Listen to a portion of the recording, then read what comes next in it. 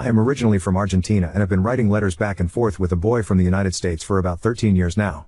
When I was younger, our school received letters from a class in America and we sent some back. Barely anyone in my class got sent more than one, but my partner and I kept sending letters and did for about 3 years. Then we started sending emails, but we also kept sending regular written letters. More time passed and we added each other on WhatsApp and chatted more. So over time it went from monthly at best because of slow mail to weekly to daily. We have video chatted here and there, and it's weird because we have dated other people in this time, but I've never been able to be serious with anyone because I want my first everything to be with him. We used to voice call almost every day on my walk back from class because it lined up with his commute from work. But then he got into a relationship and the pandemic he didn't commute and couldn't talk to me as much with a girlfriend. He is single now. My problem is he definitely views me as a little sister. Argentinian school programs are very long versus the USA, and he graduated early because of advanced classes before uni, so I have been a student for a long time compared to him. He also lives a very different life than me. He runs every morning, goes to the gym a lot, is a tall and strong person with high activity and a lot of friends. I am very frail from a muscle disease I got when I was younger and did physical therapy for a long time to be able to walk and now run a little but not much. I am like 168 centimeters and 50 kilograms, so I look weak. I lost many of my friends when I got sick and am much quieter. I know his exes have been fit gym girls and very outgoing. My employer had an opportunity to work on site in New York City, and I applied for it and got it. I'm VED like a week ago and am in company supplied housing for the next 6 months. I want to meet him in person for the first time and tell him how I feel, but I am very afraid he won't feel the same. I never told him about it or that I'm here, but we always talk about how he should visit me or I should visit him and how he'd show me this city. I want to just visit his apartment like in the telenovelas, but I know that is awkward. He bought a really nice apartment during the lockdowns and I often joked I would like to see it in person and he always said to stop by, and it was funny because I obviously couldn't being so far away, but now it is a subway away. I think it is worth taking the chance and risking our friendship because I don't feel like I can move on with my life without at least trying. How do I approach? Yes, I have learned from reading all the replies to be calm and have simple expectations.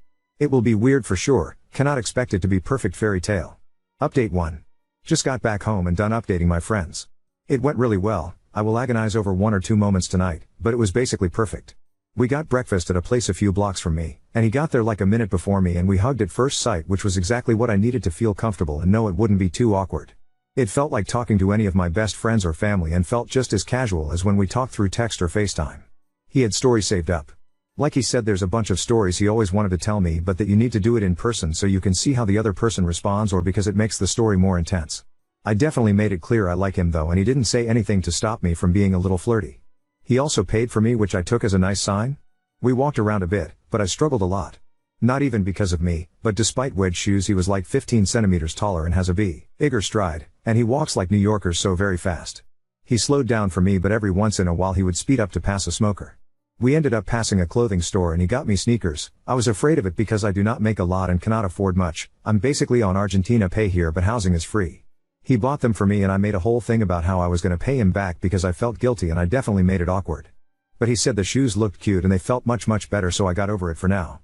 We got into some deep talk accidentally a few times. I joked that I was thinking of surprising him last night, and he said he's glad I didn't. Thank you, commenters, because his flight back was cancelled, so he was on standby all day and was at the airport when he called me last night.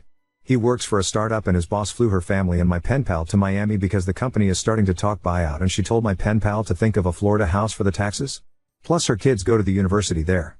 She wants to hire him for a new business idea she has, and he is seriously considering it because she is his first and only boss and has promoted and developed him a lot. She actually knew the company selling where he lives and gave him an advance on his bonus plus a little more and told him to buy it before the pandemic ended and property in NYC got expensive again. So we started talking about like what do we want to do when we are older and where do we want to be. And I was worried because on TV Miami is a very like party city, and he said that was his concern too, but that there are nice quiet areas and suburbs to raise a family. His grandparents also live in Florida now and they raised him when his parents died, so he said he was also thinking other states but that Florida made the most sense. He did joke he liked the idea of moving to Miami because he likes Latinas, which I thought was funny because none of his exes are, and I took that as a huge hint. We also talked about the love/hate so far with New York and how it's so busy and has everything but also is loud and looks hard to raise a family. When I said I could never live here long term, he asked if I meant New York or America, and I clarified New York, and he asked if I'd really ever be okay with leaving family back home in Argentina, and I said yes very quickly, haha, because Argentina is in a bad spot economically and my family can always visit me if I get a good job in America that can pay for that. Before I left, my family told me to try and find a better company in America and stay here, lol. There are also messy Argentina and Barcelona and now Miami shirts everywhere. So every time we would see one we'd call it out, and it just felt really fun walking around with him. There's these light carts pulled by bikes that play really loud music, and I've never felt so comfortable in my life that music could make me move, and I felt like shimmying up to him whenever they passed by. So it went very well. He invited me over for dinner next week, and I said I'm free tomorrow, which for me is next week, but was super awkward that I just said that out loud, as he definitely meant like Thursday or something, so I will remember that tonight as I stare at the ceiling. But he said Sunday works and that he will get some ingredients tonight. Update 2. Can't sleep and also didn't want to distract from the actual questions here, so let's do this late at night. A lot of people wanted an update on how things went since we met. I gave a quick river of thoughts on Saturday here, and then for Sunday to now it's been a whirlwind to say the least. Sunday I went to his place for dinner really early. I texted him I was bored and asked if I could hang out there, and he's like sure. He has a really nice apartment in the Flatiron, and it was something I always would imagine what it looked like. He runs a clean home, and you can tell it's not the kind of Ian that someone just put together. When we did the tour, I went through his closets and it's basically only work or gym clothes, which I thought was funny. I really liked the gym clothes, and it was almost all from one brand, so apparently their store is like 2 stops away, and he convinced me to get some. I then learned that shirts and shorts can be expensive. We went to some Vory store and I didn't realize at first how much things cost. I just browsed and said what things looked nice as someone set up a trial room. When I found out that it was so expensive I almost threw up, and I felt like I wasted his time even coming here, but between the rush of trying things on and him telling me I looked cute and it messed with my brain, and he did get it all for me. And it was a lot. Like I'm embarrassed to say how much it was, that's how bad it was. We went back and he cooked dinner, which he said he enjoys because he works a lot, almost always past dinner, so he'll often have a cooking call with his coworkers where they're either off camera or on camera and everyone's picking up their kids from camp or cooking or at the gym or whatever else. It was probably the fanciest meal I've ever had in my life to that point, no exaggeration. We watched a movie afterwards and talked a ton. We again got into deep stuff, and it's weird, like we've known each other for a decade but haven't met in person and truly known each other in some ways. My friends were always so surprised that I told him so much personal stories and that he would do the same, but it always is easier to tell someone you don't see in person these private things. So how do you measure the time to get to know each other? When do you say you are dating? All that became what we were talking about. The other aspect was getting the super important stuff out of the way, like where do we want to be long term? What kind of life would we want to live? What role for our partners? Him considering moving to Miami is probably the fairy tale story, because if you ask anyone from Argentina where in the US they would want to move, it would probably mostly be LA and Miami. A lot of the Latinos in NYC are from Central America or the islands. Miami, it feels like, is more Cubans, Venezolanos, and Argentinians. I told him my faith is important to me, and I knew he was Catholic, but it was nice to confirm that he wouldn't have a problem with it. I also told him I wanted to wait for marriage to have sex, and he said he's cool with that. It's proving difficult because ever since the weekend it's physically distracting me. I can't sleep, I get distracted at work, I cannot stop thinking about it. It's so silly, but it's like being a teenager again. Tuesday we actually went out to a little park date and walk around the area too. And similar, we talked about what we are and what we want to be. I know he's probably annoyed by it, but I asked him if like these are dates, and if not can I take him on one, and he said they're like date 0 and that he will take me out on a true first date the next day. We talked about like what we would look like as far as dating, because I am here until halfway through December and then I go back to Buenos Aires. He was open to distance, which was something I was dreading, because a lot of people aren't into that, and so I was afraid he'd say like, oh, we can date again when you're back in the USA. I probably won't get lucky and get a project in the USA again, to be honest, at least not New York. He said if it gets to that point we can talk vacation visas and he can visit me for a few months since time zone is similar and his job is remote flexible. He is going to visit Miami again in a few weeks and invited me because I was so curious about some of the places he was thinking of. I figure if he wants my input or me to come along, he sees a future with me. Today was our first date and I know the commentary will be to slow down, but yeah, I am truly in love with my pen pal more than I thought I could be. He picked me up with flowers. He rightly assumed I didn't have anything to put them in either and had a glass thing, I forget the word for, to hold them. He got me a dress from Reformation, which I had mentioned all the rich foreign workers in my office wear. Like I mentioned it once in like thousands of things I've said over the past few days, and I know I can't keep having him spend a lot on me, but obviously I cried and embarrassed myself that way. He also got me nice shoes, again. I changed, I made a big deal over how much he was spending on me, and he said that he knows he can't buy my affection but that his love language is gift giving. The dinner was one of those things you see on TV. Like literally it was from the old guy that had a guest appearance on The Bear. I mentioned to him I was watching and he said he wouldn't spoil it, but that one day maybe he could spoil me, and I didn't realize one day would be today. I also didn't know food got that fancy. We then went to see a Broadway show, and that was on my bucket list for my time in New York. Hadestown has an Argentine lead, and so we booked that, and I'm like, wow, first of all it was an amazing performance. If you're in NYC you should see it, but also it was just like the fanciest I've ever felt or lived in my life. Like I come from a middle-class background in Buenos Aires, but with the economy the way it is, middle class is just that you're not homeless and can afford food. A lot of the city and country is not doing that well and they're trying to turn things around, but it is not easy. Even if we just walk in the park or hang out at his place, he just makes me feel like everything I say matters, that he hears it, and that I mean a lot to him. And then he dropped me back off at my place and I have spent the past few hours laying in bed texting my mom and friends. I feel an immense amount of guilt that he spends this much on me. Like I even asked him if he does this for all the girls he dates, and he says no way, it's not good dating in NYC and that he usually does coffee or lunch dates at most. It makes me feel so special, and I was telling my mom and she said that if it works out, one day we will have kids and it won't matter what happens, that he will owe me because that is not easy. When my dad called me the other day, he said that it's because I am in his city. If we met in a neutral city or in VA, he would hopefully be as generous, but I would feel more in control. I don't know if I want to though. I know if he visits BA, I would want to show him around and everything, but I like clinging to him sometimes and letting him lead. I will eventually post a follow-up question because there's so much I don't know how to wrap my mind around. Like if I do try and follow to Miami on a visa, it won't be a work one, so I'll not be allowed to make money and I'd be entirely dependent on him, and that makes me feel guiltier. If he visits me, will I actually feel more in control? Do I want or need to? Or am I okay with things if he is okay with it? I also need like sedatives. I don't know how to get urges out of my mind because I never really had to deal with them when I was younger. Even with past boyfriends we didn't do anything more than kiss, and I never felt like I wanted to have sex with them all too much. Also, his boss is like a 50-year-old lady with kids in college who he admits is like a mother figure for him. She actually turned down his application when he first applied to his company, but when the person they selected backed out, they came back to him even though he was a fresh grad and inexperienced. She's been a corporate finance leader for years and is CFO there. She helped him buy his apartment, wants to start a business and hire him in Miami, and has invited him out to vacations. He thinks it's because she knows he doesn't have family and would otherwise spend Christmas and stuff alone. I don't mean to imply there's anything inappropriate there, I really don't think there is, but I am jealous of her as she's super smart and successful, and of him because he has a mentor that pushes him every day while I do not, and I don't think any of my peers do. I also have in the back of my mind, like, why wouldn't he just date someone like himself, someone super ambitious and similar to one of the leaders I work with? Wouldn't he make a lot more combined income and be more comfortable and be able to be fancy every day versus every once in a while? Her husband is also in finance and makes a lot, like he could have that? Why date an Argentinian architect who doesn't want to work for the Gensler or ACOM type companies where you can actually make good money? Now on to the next update. Husband shares hotel room with mystery woman during bowling trip, leaving wife feeling upset and suspicious about the cheating affair. My 36F husband, 42 male, is currently in Las Vegas for a national bowling tournament. He is there with his mom and her friends/folks from their bowling league. He is an avid bowler, bowls in a Tuesday night league, often in state tournaments and sometimes in national tournaments.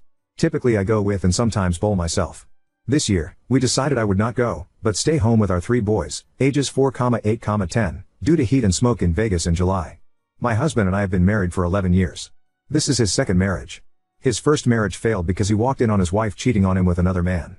I have never, not once, thought that he would ever be intimate with another woman while he was with me. He's just not that type. So, onto this trip. Typically when he goes on a trip without me, at least one a year given my job and time off requirements, he stays in a hotel room with his mom or our boys. 3 nights ago, I was on FaceTime with him while he was in his hotel room. It was really nice and he was talking about possibly taking a nap for lack of sleep. I asked if he had his room to himself, a cause that would have been awesome, and he said oh no? Is sharing with me. I asked him who that was, and he said something, I don't remember, aside from she. I said wait what?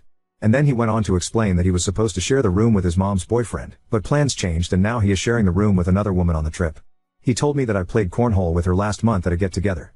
I reminded him who I had played cornhole with, him and a girl, but not one with the name he was giving me. I have no idea who this woman is, at which point he got very confused. He did not understand why I was upset or frustrated, so I dropped it because I did not want to deter from his time and his bowling. I know I should have asked how he would have felt if the roles were reversed, but I didn't.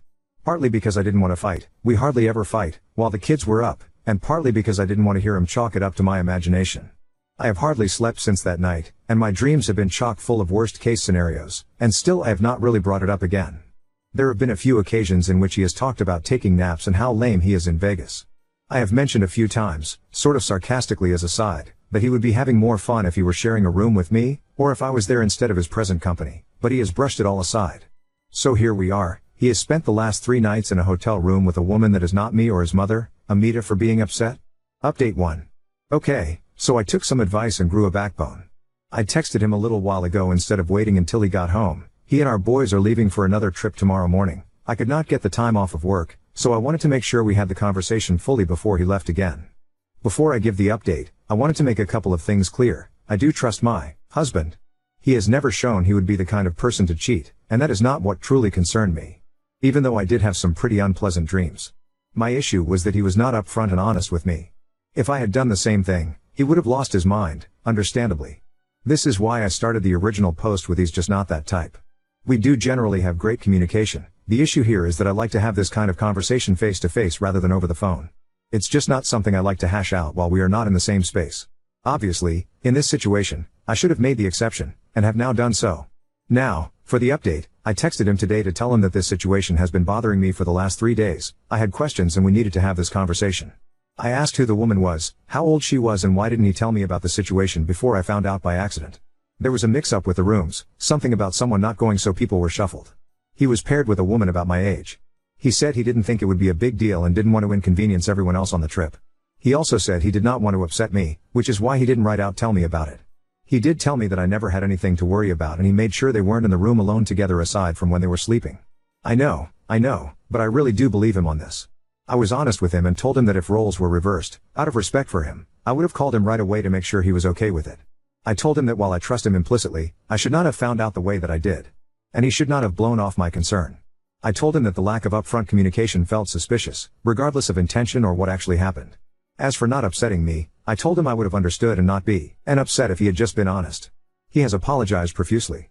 I told him next time to just communicate. He is adamant there will not be a next time. So, call me naive if you want, but I am dropping it at this point. He will be home this evening and I intend on having a nice evening with him before I don't see him again for another 2 weeks. Thank you for the advice. I cried it out when I found out her age, but getting this off my chest has been very relieving.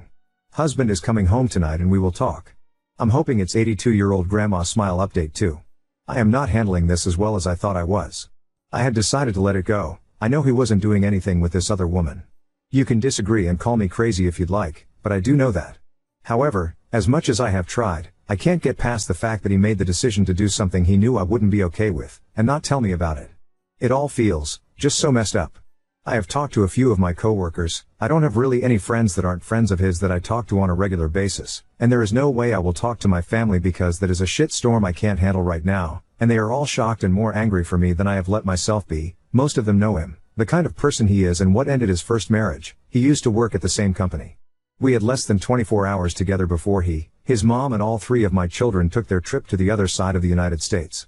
I have been sitting in my feels and will continue to do so until they get back, almost another week from now. I was on the phone with them this evening before they went to bed, and one of the first things my husband said to me was, "I'm sharing a bed with a redhead tonight." And I almost came unglued before I realized he was talking about one of our boys. We have 3 sons. After a very long pause, I said, "You better be talking about," and I was so angry I don't understand how he didn't pick up on that. Every conversation we have had has been short and to the point because I'm really just not interested in talking to him. I've been calling my oldest son, and talking with my boys instead. His mom hasn't really said much to me, which makes me think he has said something to her. Which is fine, of course. I really don't care about that. Bottom line is, I don't know what to do. It is midnight at home. I tried to go to bed 2 hours ago and just could not stop sobbing, so I got up and let it go. It felt good to get it out, but I know I need to talk to someone. I have support lines through work I can call, but won't tonight. Far too many drinks and I don't want to bring that into it as well, but I will call tomorrow. I know I should be upset and angry and not let it go. But I am afraid when I do talk to a professional they will say I'm blowing it out of proportion. I will still call, but I need to get my head straight first. He is bicycling for 7 days, over 400 miles, so as much as I want to tear him a new one right now, especially after his completely insensitive and clueless joke this evening, I have not. Because I want him home safe and sound. Regardless of my feelings in this moment, the most important thing is that my children's dad comes home safe so we can hash this out at least in the same city and not while he is 1,000 miles away. With his mom. And my children. Oop, it sure does feel that way right now.